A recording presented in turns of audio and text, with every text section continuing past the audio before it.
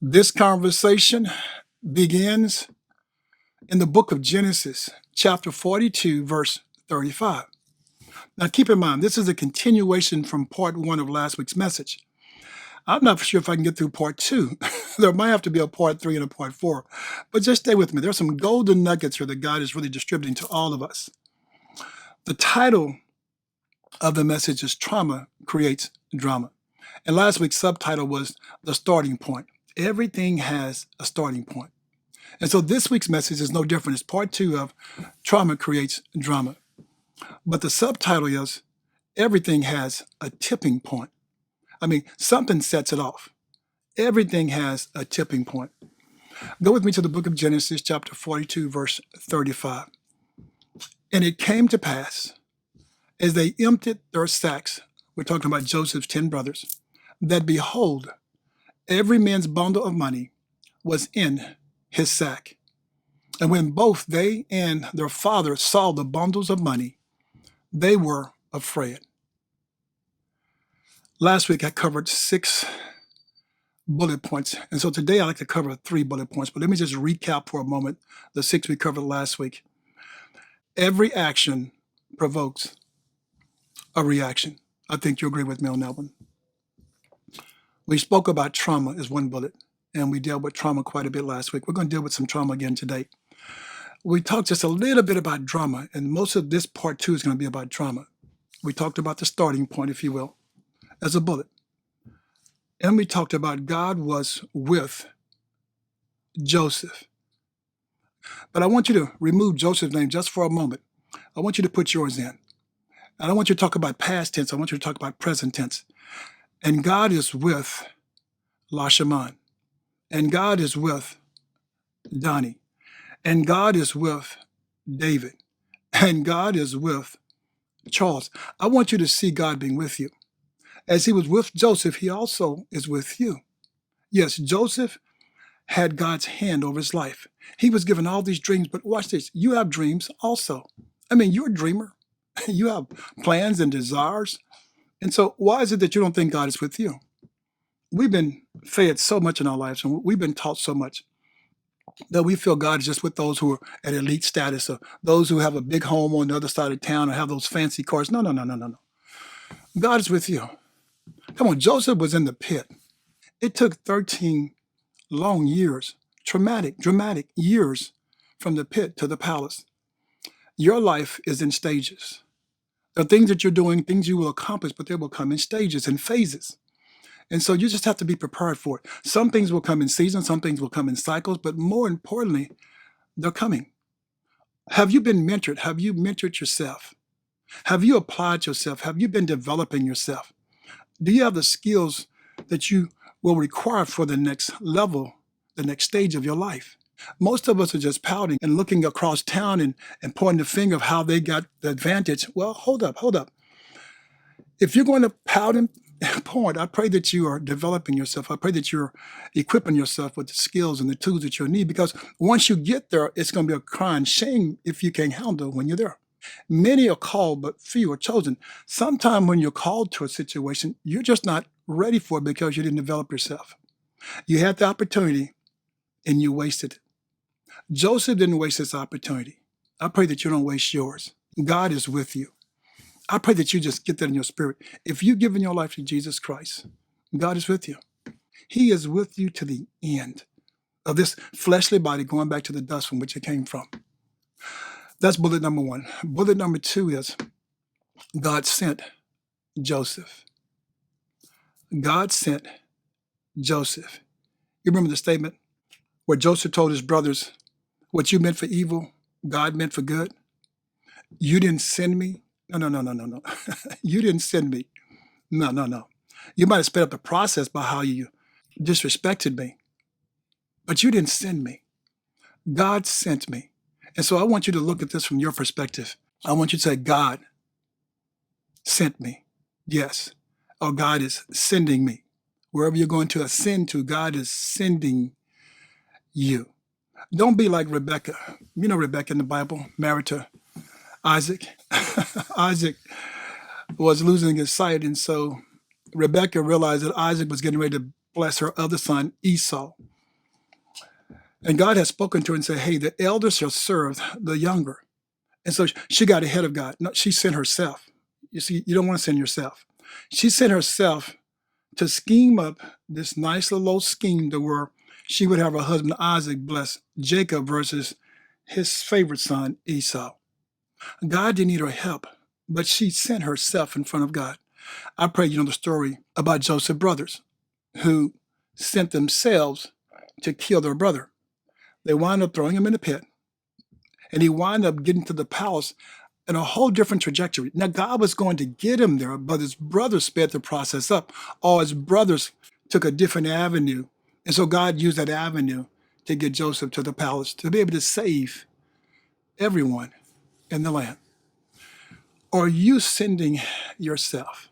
Are you patient to wait on God? Are you too eager? Are you too anxious that you just can't wait? So you find out that you're sending yourself. You're sending yourself before your children. You're interfering with their progress and their process that they have to go through. You're trying to make it easy for them. And don't get me wrong, every parent wants to make it easy, but you're doing things that you shouldn't be doing. Yes, you're doing things a little bit overdone. You're heavy-handed is what we would call it. You're messing with your son's marriage. You're messing with his wife. You're trying to teach her how to be a woman when you hadn't been taught how to be a woman yourself. Jesus, back up off her. If you haven't been taught, how are you going to teach someone else? I know the Bible says the elderly teach the young, but he's talking about those who got something in them. Some of you don't have anything in you because you don't desire to have anything in you. Just take me for who I am. This is who I am. Well, hold up. Well, that's a whole lot of mess. How do you want to put you inside of your son's wife that he has to live with? You see what I'm saying? Stop sending yourself in front of God. Let her find what God has for her if you can't give her what God needs you to give her. Oh, you have something in you, but you desire to keep it to yourself. I'm not going to teach you all that. She has to learn her own. She has to learn like I learned. That's how we become haters of the next generation. And that's your son she's married to. But you won't pour into her as a daughter. No, you see her as competition. That's what you see her as competition is what you see her as. And that's hurting your son. And so it's hurting your grandchildren. Do you realize that? Have you ever thought about that? That's what you're doing. Don't send yourself. Let God send you. God is sending you into places that you need to be educated for. You need to be developed in. You need to be mentored. Yes, you need to be a servant up under someone right now as your leader, because great leaders were once servants. And so wherever God is going to send you, I pray that you've got your fellowship hat on. I pray that you have got your servitude shoes on. I pray that you've got your servant dance shoes on. It's more about serving than it is about leading. And most of us don't get that. That's why we find ourselves sending ourselves, because the process is lengthy. Oh, no, it's not a short process. It's a lengthy process. That's the second bullet. God sent you. God is sending you. God sent Joseph. The third bullet, it's just a simple word, favor. Favor. When I gave my life to Jesus Christ, I asked him for two things, and that's really it. I've really never asked him for too much more, but I asked him for two things that I felt I really received. I just felt two things that just really came to me quicker than later. The first thing I asked for was the gift of revelation knowledge, and I received that. Boom. God gave that to me. But the next thing that kind of surprised a lot of people in my little circle when I told them, they're like, you asked for what? I was looking at a promotion at a job. I was looking to really better myself, to better my family livelihood. And so I got on my knees and I asked God for favor, not money. No, not status, not the boss's job. No. I asked for favor. Favor elevated me from a bus driver all the way to an executive in a short period of time. Favor. That's what I asked for. When we look at the story about Joseph, Joseph has favor from his father. Not just from his father. When you look at Abraham, his great-grandfather. You look at Isaac, his grandfather. Then you look at his father, Jacob. Joseph has always had favor because God has favor with his father, the father of faith, Abraham, his great-grandfather. And then he has favor because God had favor on his grandfather, Isaac. And then God had favor on his father, Jacob. So all these boys have favor on their life. Jacob does something that's, I would call, out of line. He shows favor to one son way more than the others. Now, I'm not for that. You can be that way. But I think you show favor to all those boys. I think you show favor to all your children. So look at what favor does for Joseph. Joseph finds himself in a situation where his brothers are talking about killing him. But his eldest brother, Reuben says, don't kill him. Let's just throw him in the pit. Let's not have that blood on our hands. And so they throw him into a pit. Now, that's favor with his oldest brother because it could have killed him. Then we find that he's being taken out of the pit and he's being sold into slavery. As he gets to Potiphar, the captain of the guard of Pharaoh's guard, gets to his house, he purchases him as a slave. He sees the blessing. He sees the blessing over Joseph's life. And so he gives Joseph favor. And he makes Joseph overseer of everything that he owns, everything in the house, outside the house. Joseph is the man. Look at favor. You see, Joseph is walking in what I call an entitlement type of favor. He has favor because he's privileged type of favor. I'm just going to tell you now. Joseph has this favor. I want some of this, by the way. Joseph has this favor that has come down from generation upon generation upon generation. He has that kind of favor over his life. Who don't want that kind of favor? And then, of course, we know the officer of the guard's nasty wife lies on Joseph, and Joseph is thrown into prison. But watch this. In prison, Joseph gained favor with the keeper of the prison. He's running the prison. He has favor because favor is favor. I know we've heard the statement, favor is not fair. Well, that's probably true, but favor is just favor. When you have favor in your life because your daddy has poured favor all over you, your mama has poured favor all over you because Rachel loved her son Joseph. And when your parents have poured favor all on you, you can't do nothing but walk in favor. I don't care what anyone says. We talk about Steph Curry who plays basketball. We say he's a walking bucket. Joseph is a walking favor. He says wherever he goes, it prospers. I pray that your family, I pray that if your mother and father didn't pour favor all on you, I pray you pour it all on your children. I pray that you become better. I pray each one teach one. You learn from what didn't happen to you and you get better with that. So I pray that you look at your children and that all of your kids, I don't care how many you have, you treat them with favor, all of them. That way, when they go out into this world, they think nothing but favor. They think nothing but the best of themselves. Yes, yes. We could talk about slavery and we could talk about how we're less than or we don't have as much as. We could talk about all the little things we could talk about that could really just keep piling on top of us that make us feel so depressed and so low and so leveled to the ground. But why not talk about favor? Here's a story where a father is teaching his son favor. And he's pouring it all over him, like the oil coming from the alabaster box. It's all over Joseph. I don't know about you, but I want that on my children. I want that on my grandchildren and my great-grandchildren. Yes, yes. We can talk about money. We can talk about wealth, but let's talk about favor because, see, favor opened the doors to all those avenues. I told you I didn't pray for money. I didn't pray for status. I prayed for favor. Favor has Joseph in the prison. He's over the prison, basically. And then, of course, Pharaoh finds out about how Joseph can interpret dreams. And here we come with this favor. Here comes this favor again.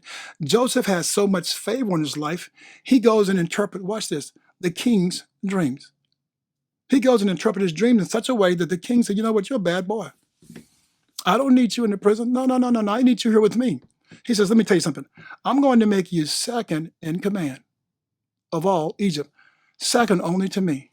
They called him vice regent. Some called him the governor. We know him as the prince. Here you have Joseph with this pit experience, traumatic experience in his life. Then he has this prison traumatic experience in his life. And then he has this being summoned to the palace experience, because that's traumatic. I mean, when the king is calling you to the palace, you don't know if you're about to be beheaded or what. Traumatic. And then you have Joseph being appointed Wow, because he's anointed with favor. To the prince of Egypt. Do you get that? From the pit to the prince. It was a journey, a 13-year journey. The experience is all the way from the pit, all the way from favor from his father, all the way up to the palace. Do you realize? Do you see the cycles? And do you see the blessings upon Joseph? Because somebody tapped into him real young and said, you know what? I'm going to give you favor. I'm going to give you this special coat. Look at this. Look at this special. Look at this word special. Jesus, this is another bullet. Special. Do you realize that when you fell in love with your husband or fell in love with your wife, do you know how special that was? Do you realize when you had your first daughter, your first son, when you had all of your children, do you realize how special those moments were? Don't let anyone take special away from your relationship.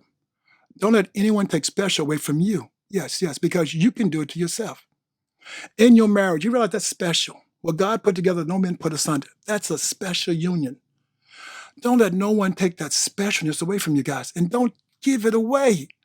We'll just give it away like it's nothing. Once special is gone, special is gone. Don't get me wrong. You can have a beautiful life, but special is special. That's why God wants you to, women, God says, yes, submit unto your own husband as unto him. Men, love your wives as Christ loved the church. Wow, to the point he died for it. That's special. We're allowing special to be just trampled over. And we're just giving it away for little simple stuff. No, you hold on to special. Joseph held on to special. He held on to all that favor.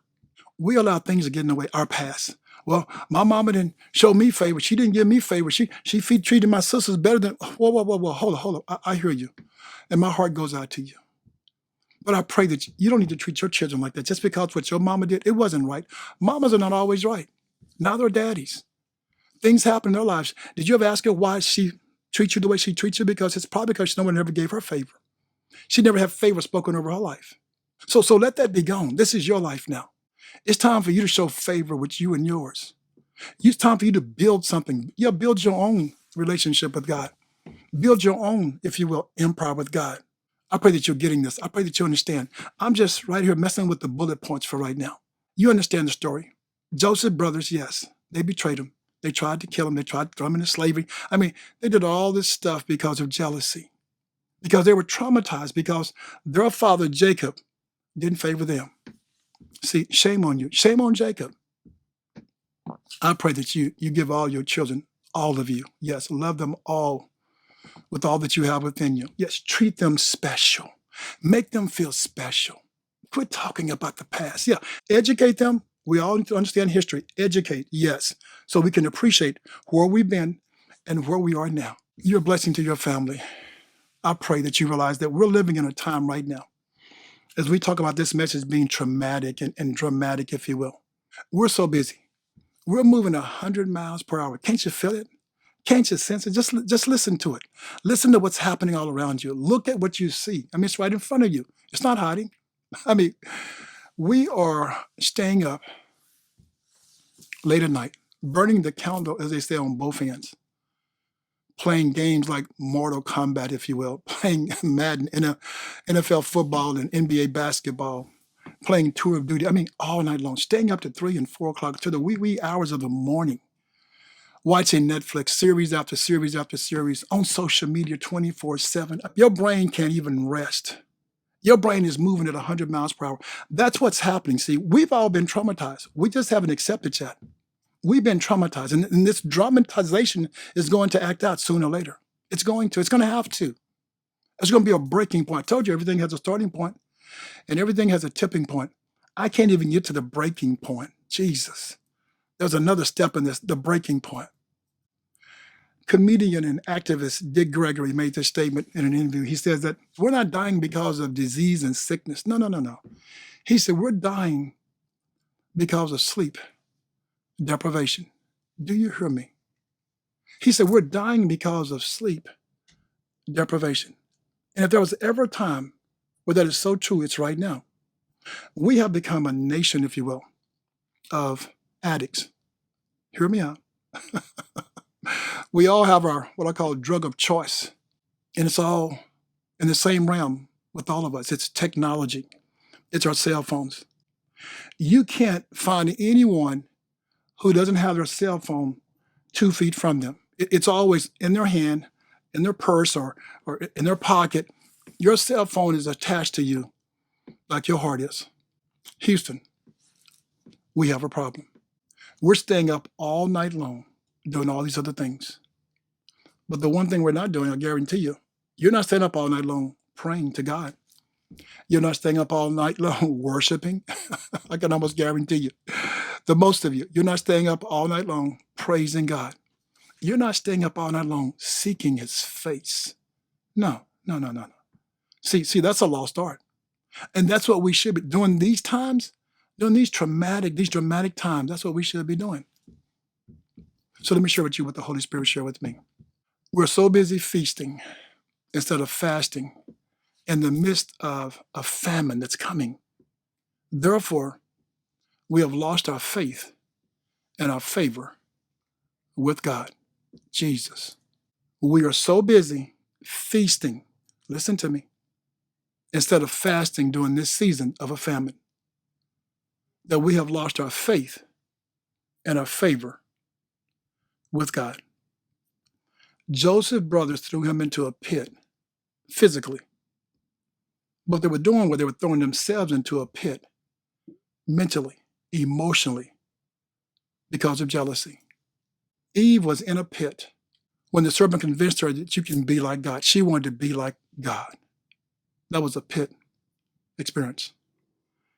Cain killed his brother Abel because of his pit of jealousy.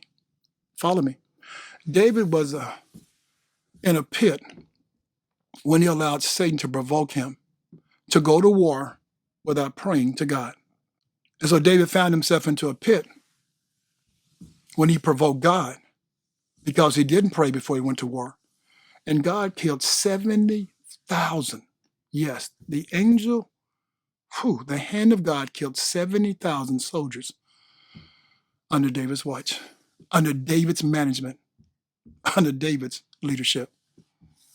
King Saul was in a pit of jealousy when he tried to kill his servant, loyal servant David. Jonah was in a pit. He refused to go minister unto Nineveh. Lucifer was in a pit as he tried to dethrone God in heaven. Ananias and Sapphira was in a pit of greed, as they sold property and they lied about it. Joseph had 17 years of plenty when he was with his father and brothers. But then Joseph also had 13 years of a famine when he was without his father and his brothers.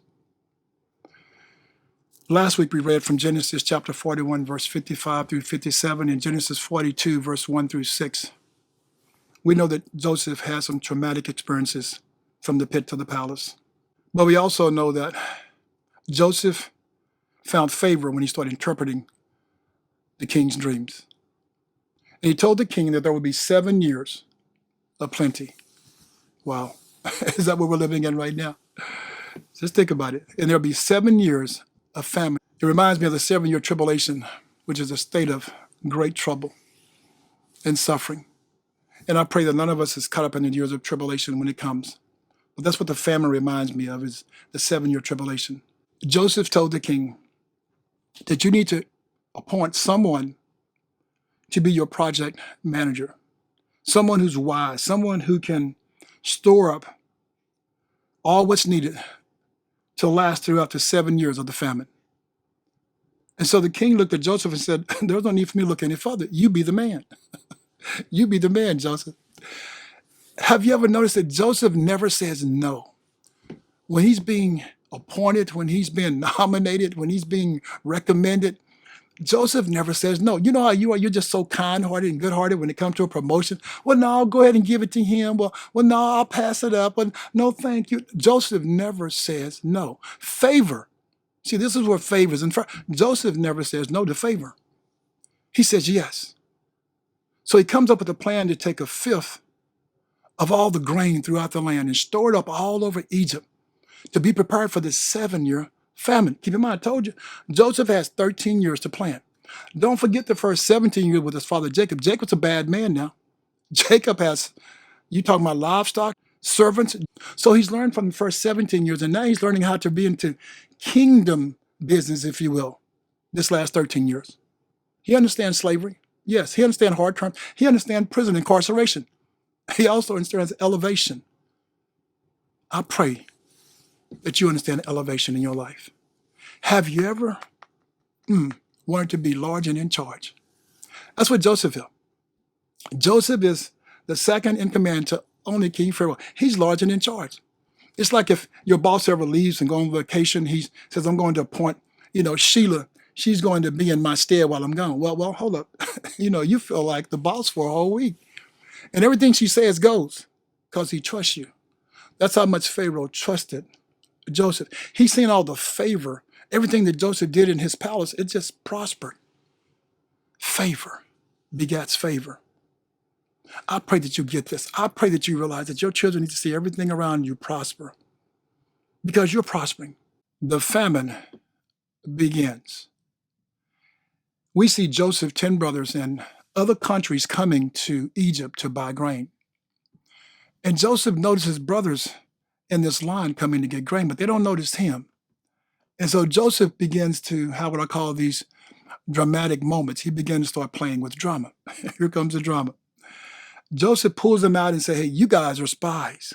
Yeah, you guys are spies. And they vehemently deny Joseph. No, we're not. They start telling Joseph where they're from and who their father is and how they have one brother who's without, which is Joseph, and they have a younger brother who's at home. Joseph is making them squeal like a pig. I told you, everything has a tipping point. Yes. They didn't see themselves as God being with them. No, they didn't. They didn't see themselves that God had sent them. No, they didn't. They don't feel like they have favor. No, they don't. And they've never kept something so special as a secret except for lying to their father for 13 years that their brother was dead. 13 years they've had this experience, yes, of keeping this to themselves.